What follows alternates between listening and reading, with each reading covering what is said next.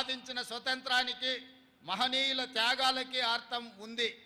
అన్ని వర్గాల సర్వతోముఖాభివృద్ధి జరిగినప్పుడే ఈ దేశ ప్రజాస్వామ్యానికి విలువ గౌరవం పెరుగుతుంది. 4 కోట్ల ప్రజల ఆకాంక్ష, యువత బలిదానాలు, విద్యార్థుల పోరాటాల ఫలితంగా సాధించుకున్న తెలంగాణ రాష్ట్రంలో దశాబ్ద కాలం తర్వాత నిజమైన ప్రజాపాలన మొదలైంది.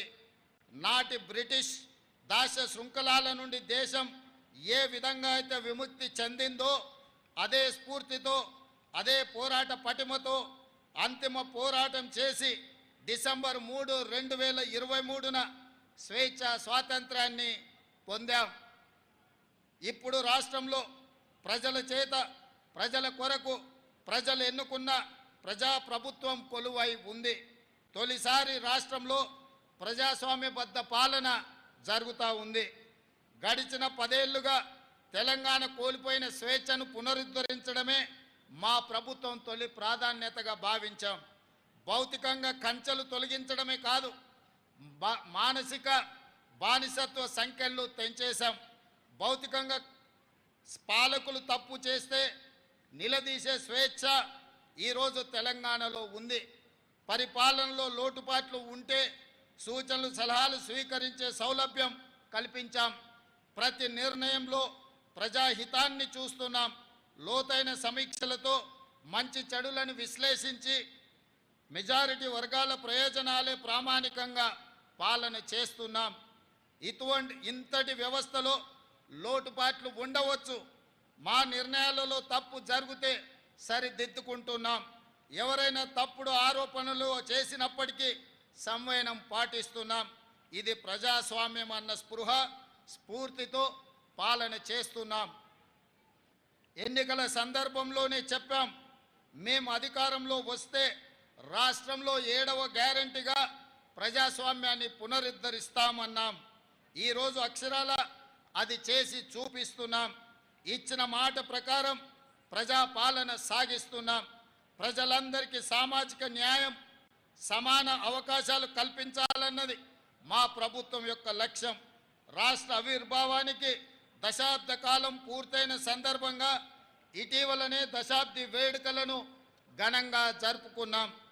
ఈ ఉత్సవాల సందర్భంగా అమరుల ఆశయాలు, ప్రజల ఆకాంక్షలు నెరవేర్చే దిశగా సాంస్కృతిక పునరుజ్జీవనం, ఆర్థిక పునరుజ్జీవనానికి సంబంధించి ప్రభుత్వం కీలక నిర్ణయాలు తీసుకుంది. తెలంగాణ సాధించుకొని దశాబ్ద కాలమైన రాష్ట్ర గీతం లేని పరిస్థితి మొన్నటి వరకు ఉన్నది. ప్రముఖ ప్రజాకవి అందరిశ్రీ రాసిన జయ జయ హే తెలంగాణ గీతాన్ని రాష్ట్ర గీతంగా ప్రకటించి ఆ లోటును భర్తీ చేశాం. తద్వారా సాంస్కృతిక పునరుజ్జీవనానికి నాంది పలికాం. తెలంగాణ రాష్ట్ర పేరును సూచించే సంక్షిప్త అక్షరాల విషయంలో టీఎస్ స్థానంలో టీజీని ప్రభుత్వం పునరుద్ధరించింది. ఇది ప్రజల యొక్క ఆకాంక్ష. మా ప్రభుత్వం అధికారం చేపట్టే నాటికి రాష్ట్ర ఆర్థిక వ్యవస్థ విధ్వంసమై ఉంది. గత 10 సంవత్సరాలలో తెలంగాణ రాష్ట్ర ప్రభుత్వ అప్పు దాదాపు 10 రెట్లు పెరిగింది. రాష్ట్ర ఆవిర్భావ సమయంలో 75,577 కోట్ల రూపాయల అప్పుగా ఉన్న గత ఏడాది డిసెంబర్ నాటికి దాదాపు 7 లక్షల కోట్ల రూపాయలకు చేరింది. దీనిపై శ్వేతపత్రం కూడా విడుదల చేశాం. దయానీయ స్థితిలో ఉన్న రాష్ట్ర ఆర్థిక వ్యవస్థకు స్వస్థత చేకూర్చడం కోసం ఆర్థిక పునరుజ్జీవనం అవసరమని భావించాం. ఆ దిశగా రాష్ట్ర అప్పులను రీస్ట్రక్చర్ చేయించే ప్రయత్నంలో ఉన్నాం. ఇటీవల అమెరికా పర్యటనలో ప్రపంచ బ్యాంకు అధ్యక్షుడితో సమావేశమయ్యాం.